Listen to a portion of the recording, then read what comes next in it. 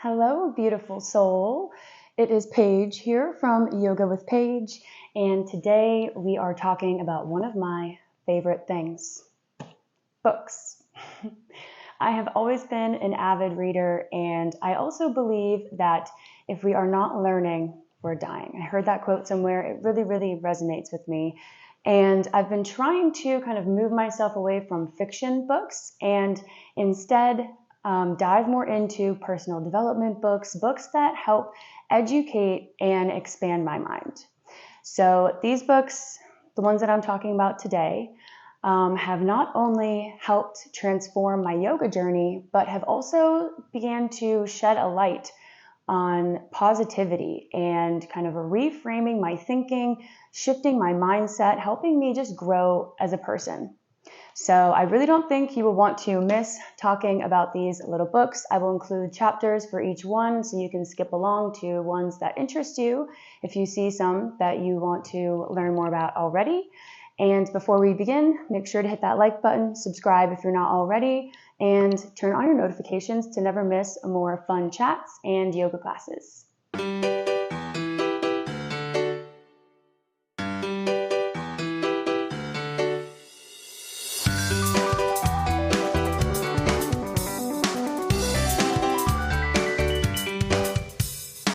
I'm going to kind of go in a little bit of an order in the way in which I read them, the order, the sequence. It doesn't matter, obviously, but it's just how we're going to go. It seems like it makes sense to me, right? Like a little timeline. So the first book that actually kind of got me started on this path, I don't know why, this one was the one that really resonated with me in that time period. This was definitely about 2018, 2019 that I read The Untethered Soul. And I just really, really like this book. The first line on the back is, what would it be like to be free from limitations and soar beyond your boundaries? So this book basically kind of teaches you that you are not this body, like you are not this person. You have so much more. Your possibilities are really limitless. Like you can do anything that you want to. This world is so big and there's so much we can explore, especially by diving deeper in and exploring ourselves first. It asks some good kinds of questions. I have some highlighted parts in here. They talk about the nature of the self, about basically kind of stealing yourself away from yourself, if that makes sense, like kind of removing yourself, getting away from the ego, viewing yourself not with the emotional attachments that we tend to do as we build this life and journey through it. And it really just kind of tries to break down the walls and really get you closer to home, get you closer to who you are, the journey beyond yourself. I really, really loved this book. It took me a little bit to read because I tried to really take in what I was reading, and I would only read like maybe a chapter or two every few days. I have gone back a few times and reread this book. I've recommended it to a lot of people. So The Untethered Soul was kind of my introduction into the personal development books. This was right when I was beginning kind of my journey into yoga and really getting into yoga. So this one holds a special little place in my heart. The second one I'm talking about is Women Who Run with the Wolves. As you can tell, this book has been with me for a long time. It has been well worn. I got this new. I have read through it many times. Sometimes I just pick it back up and just kind of start opening to a random spot. This one is a different one. This one is geared towards women, and it basically tries to unleash the wild woman inside of you. Especially in modern society, we have these roles, especially, a mother, a caretaker, cleaning the house and doing these like daily tasks. And it kind of sometimes can feel like we are getting away from our true nature and our true deepest self. And this book, through like myths and little stories, different archetypes, kind of gives you examples and little stories of times when women did connect to their wild women self and kind of break out of that barrier and really just be who you truly are. Like, we all have these different energies inside of us, these different facets of our personalities. There is a wild woman in each of us, and we basically just tamp her down, tame her down. We don't really let her out a lot. We don't unleash what is really truly inside. And this book really got me thinking differently about myself, about women as a whole. It goes through some different lineage, generational things. I found it so, so beautiful. It is one of my favorite books still here to date. I have so many things highlighted in all of these pages. I don't really remember exactly what these, I think these were like my favorite kind of chapters. It is just so beautiful. It's a heavier read. This one took me a long time to get through. It is a little heavier. You kind of almost need to be like in the mood for it. It's not a light read, but the stories are so beautiful, and it really just connects you back to women as a whole. Like, I feel connected to women from generations and generations ago, women from different lands through this book. She really just makes us feel more connected. And especially if you feel kind of isolated, or if you are kind of struggling with a social circle right now, I don't know, this might give you some comfort, to be honest. It gives me comfort. Women who run with the wolves, because we are powerful. We just hide it a lot. I love this book. Mwah! The next one is The Four Agreements. This is a very, very small book. You can, if you really wanted to, you could sit down and read this all in one sitting. I believe that's almost what I did. They are basically 4 agreements that you make with yourself to treat yourself better, to treat other people better, and really just helps you live a happier life. If you can kind of keep these in the back of your mind. I refer back to this book a lot, especially number 2. So the first agreement is to be impeccable with your word. And that's basically like, say what you mean what you say, you know? So speaking your truth, opening up through the throat chakra, your sense of communication, letting people know what you truly think, not letting your fears stop you from saying what you truly mean, and then not saying things that you don't mean, because words are energy, just like everything else is, and they can pack a punch still. I know some people think like words don't matter. I don't believe that at all. Don't believe that at all. So just being impeccable with your word is number 1. Number 2 that I need a lot of help with is don't take anything personally. And it basically talks about the fact that everybody is dealing with situations and responding with their behavior, excuse me, from their own personal experiences, from their standpoint, from their perspective. They're reacting in the best way that they can, that they know how in the moment. So if someone does something bad to you or mean to you, it's not a reflection of you. It's basically a reflection of where they are in that moment, in that time. So don't take anything personally. You know, we're all kind of fumbling through this life, trying to figure it out together. And that really helps me not be so anxious and not get so angry. I used to have a lot of anger inside of me, and I'm really starting to let that go. And this definitely helps. Don't take anything personally. The number 3rd one, I believe, is don't make assumptions. I knew it was number 3. Don't assume anything. And that kind of goes along with don't take anything personally. You never know what people are going through, what struggles they're facing that they're not telling you about. And also, with number 1, be impeccable with your word. Don't assume that someone means something. So if you don't understand, or if you're not seeing it from their viewpoint, you can clarify, you know, say, hey, is this what you mean? This is what I took from what you just said. Is that what you meant, or did you mean something else? Because a lot of communication issues stem from making assumptions and not communicating as clearly and making sure that the other person knows what we were trying to get across. And then the last one, I'm almost forgetting in this moment, always do your best. That one's not, I mean, I feel like we're always kind of doing our best. Honestly, I feel like every step and every move that we make is doing our best from what we have right in here in the moment. So all of the experiences and things that you've learned along the way, you're kind of always doing your best. There's always room to improve, and you might definitely change as you grow, and you might your best might look different on different days, and that's okay as long as you are doing your best. Say you can't put in 100% effort, but if you can give 40% and you give that 40% in 100% of your way, if that makes sense, then you are doing your best. So this one is a really, really nice, like a little like pocketbook, you know, like to keep it like in your purse and carry around with you. This one is great. I have actually gifted this one to a few people. It's like a hint, hint. The next books, I'm going to kind of lump them together from, I always mispronounce his name, Thich Nhat Hanh. Oh gosh, I'm sorry. I had a Peace is Every Step, and another one, I think I lost them along the way, or someone didn't return them. But I have The Art of Communicating and How to Love. This one, I think I dropped in the water or something, so it's a little falling apart, but we still got it. So The Art of Communicating is basically first communicating with yourself.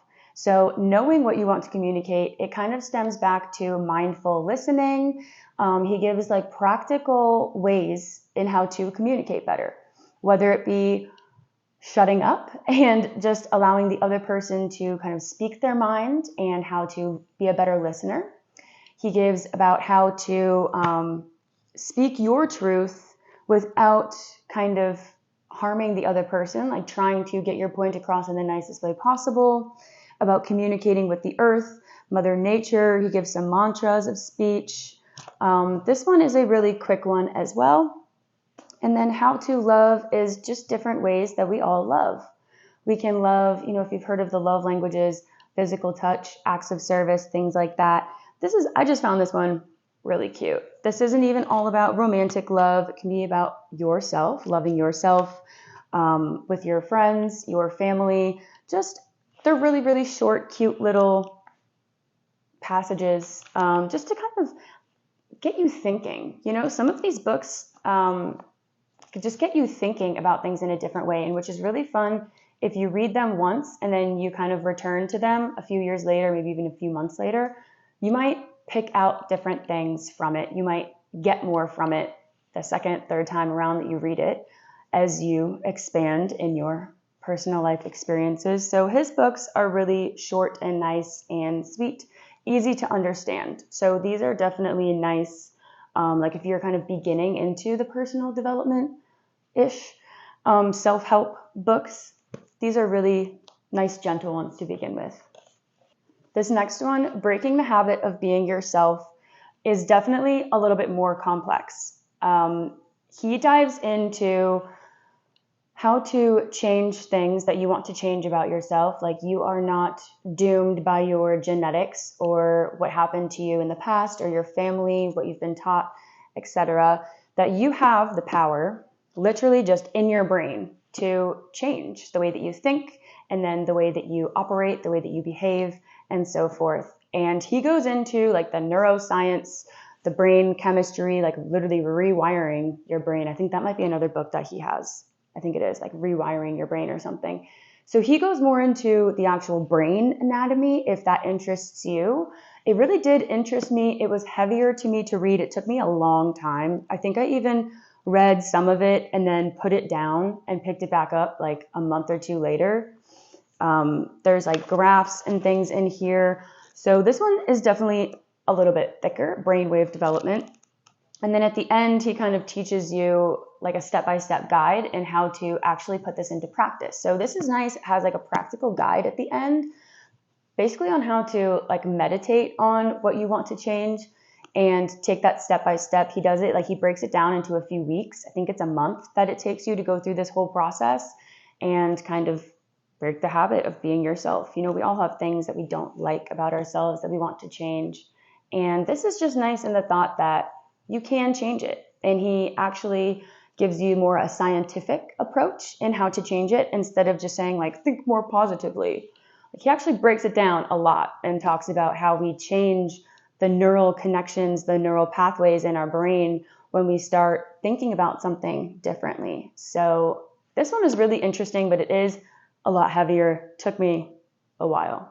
But he also has some, I know he has some, like, I think videos on YouTube, or he has like a website where he talks about it. If it's a little hard for you to understand, he definitely has like workshops and things like that. So this one's good. This next one may be a slight trigger warning. We're talking about trauma, so skip this if you need to. Hold on for a second. This one, The Body Keeps the Score, is how your brain, mind, and body works and reacts in the healing of trauma. They definitely throw some statistics in there. It is a little bit more of a scientific approach. They talk about kind of what happens, how your body physically holds on to trauma that may have happened when you were young, so you don't even really remember it. But your mind, your brain, and your body holds on to this traumatic event or series of events, and how it kind of affects the rest of your life. Like it affects your perspective on things and may affect how you view things or yourself or how you act. So it's very kind of enlightening, especially if you have something in mind while you're reading this, like a certain event, and you can kind of see like, oh, maybe that's how this affected me. And then it also gives you ways in how to like get over it and help your body process the trauma and release it.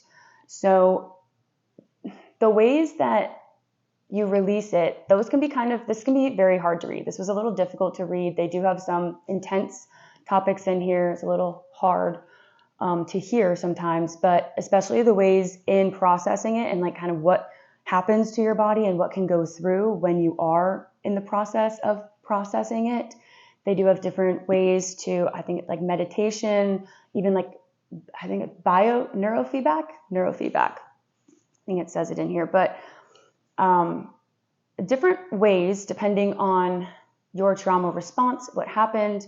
So this is just kind of really interesting. And also, even if you're not reading this for yourself, it's a good perspective to have just for humanity as a whole. Realizing how many people have gone through such traumatic events. And I feel like it gives a lot more empathy for the general population. Like people go through a lot more than we realize. Maybe we can find some more compassion and open up our hearts to them a little bit more. So this is just really enlightening and a hard but good read, I believe. Yeah, it definitely gave me more empathy for other people. And yeah, this one wasn't as hard for me. It didn't take me as long to read. Some parts I do believe got a little repetitive, and I kind of didn't like skip over them, but I kind of started skimming, if you know what I mean, because it was kind of a little bit repetitive. So I feel like it could have been a little smaller, but this one's good as well. This one, The Feeling of What Happens, Body and Emotion in the Making of Consciousness. I was super, super stoked to get this book and to dive in. And it took me, I think it was the longest one it took me to read. I don't know if it was the way in which it was written. I don't know, because it was super interesting. And this is basically talking about consciousness. And how do we know, like, how do you know that you are you? It really breaks it down. And maybe it was a little too frightening for me to read at the time. I'm not sure. But it breaks it down into thinking, like, if you are not, your mind, your body, how do you know that you are here? How do you know that it's you experiencing this phenomena and not something else? It was kind of hard to visualize, I think, sometimes for myself, but it is very interesting, and it explores like where consciousness came from, the biological roots of consciousness, and the parts that we've been studying, people have been researching and studying, and how, like, what we know about consciousness so far in different species, in ourselves, in animals. It kind of compares them, and then how the body and emotion tie into that. How emotion ties into consciousness. This one, it was just really, really hard for me to read. And I studied psychology in school. I got my bachelor's in psychology, and we were going over the autobiographical self, the core self, and all of these things. And it still was just a little tricky. So the subject matter is really, really interesting, especially if you practice yoga and you kind of are curious about consciousness, where it came from, how it plays a role in your day-to-day life. This one was good. This one was good. It wasn't my favorite. I was kind of a little disappointed with how excited I was, my expectations, but it is still a good read, and I wanted to talk about it today for that reason. Those were all of the books that I have finished so far that I really wanted to share with you, like my favorite ones, the ones that I felt like held the most impact. I do have a few more, but you don't need to hear me talk for 6 hours. And then I always have a few books open. It's kind of like a fatal flaw of mine. Surprisingly, I don't have a fiction book that I'm in the middle of reading right now, but I do have these 2 books. So, Anatomy of Hatha Yoga. This is a manual for students, teachers, and practitioners. I'm excited about this. It really dives into the anatomy and everything. It does say Hatha Yoga because Hatha Yoga does not care more, but it focuses more on anatomy and alignment. So I figured that this would be a really good way to hone in and continue studying anatomy, because I know that that is an area that I am lacking a little bit in my knowledge in yoga. So excited for this. This is going to be a very slow read because it is very anatomical, and I kind of have to reread things a few times sometimes. So this one will take me a hot minute. I am in the process of reading that. And then when I want something a little lighter, I have The Hidden Life of Trees. I've been wanting to read this book for so long, and I don't know why it took me so long to get it, but it is what they feel, how they communicate.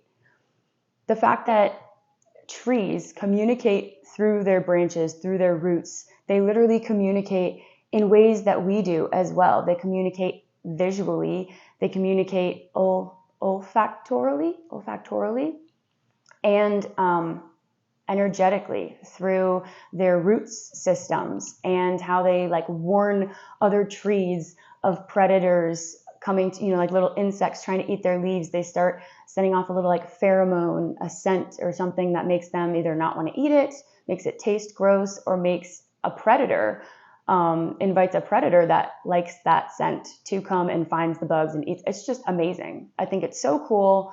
And it really brings me back to nature, helps ground me, connect me. I love learning about nature. I feel like then I just appreciate it so much more than I already do. And just everything, like everything is truly connected. Even the trees are trying to talk. And I'm just super excited. I haven't gotten very far. I just got this a few days ago, but this is a current read right now. And that was all I had for you today. I just wanted to kind of give you an overview of some of the books that have been helping me transform my life, truly, from the inside out. And thank you for tuning in and watching this video. I would love to know if any of these books resonated with you, or if you have any recommendations for me in the future. I have my little reading list app where I have my different categories of fiction, yoga, mindfulness, all these different things, books that I want to read. I like little lists. So I would love to hear any recommendations if you want to leave those in the comments below. And if you did enjoy this video, if you got some insights, please give it a thumbs up. Make sure to subscribe.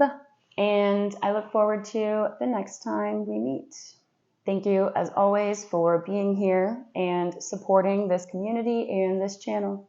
I really, really do appreciate it. I will see you next time.